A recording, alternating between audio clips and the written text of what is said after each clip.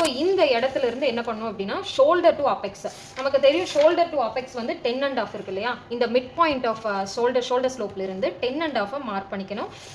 இதுதான் shoulder to apex. அடுத்தது apex to apex வந்து 8 inches. 8 inches டிவைடட் பை 2 அப்படின்னா 4 inches. அந்த 4 inches வந்து நான் இங்கே மார்க் பண்ணிக்கிறேன்.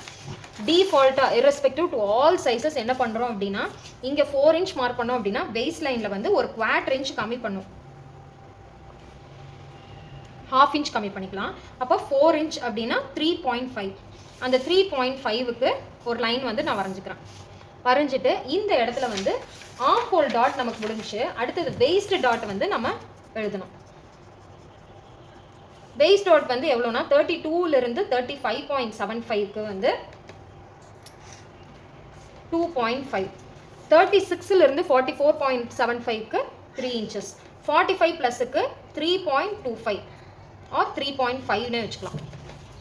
இப்போ நம்மளது வந்து 36லிருந்து 44க்குள்ளே இருக்கிற செஸ்ட் சைஸ். அப்போ நான் 3 inches டாட் அப்ளை பண்ணுறேன். இங்கே 3 inches எடுத்துட்டு இப்போ இந்த லைனையும் கனெக்ட் பண்ணிக்கிறேன்.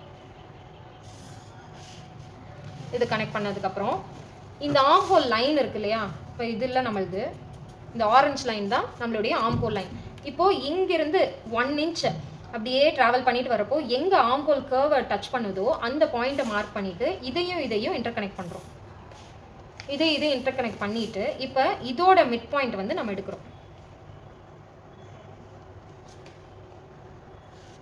இதோட மிட் பாயிண்ட் எடுத்து வச்சுக்கணும். இங்கே வந்து ஆர்ம் ஹோல் டாட் நம்ம அந்த 1.5 inch கொடுத்தோம் இல்லையா, அந்த 1.5 inch எக்ஸ்ட்ரா கொடுத்து தான் நமக்கு 10.3 வந்துச்சு. அந்த 1.5 நான் இங்கே மார்க் பண்ணிக்கிறேன்.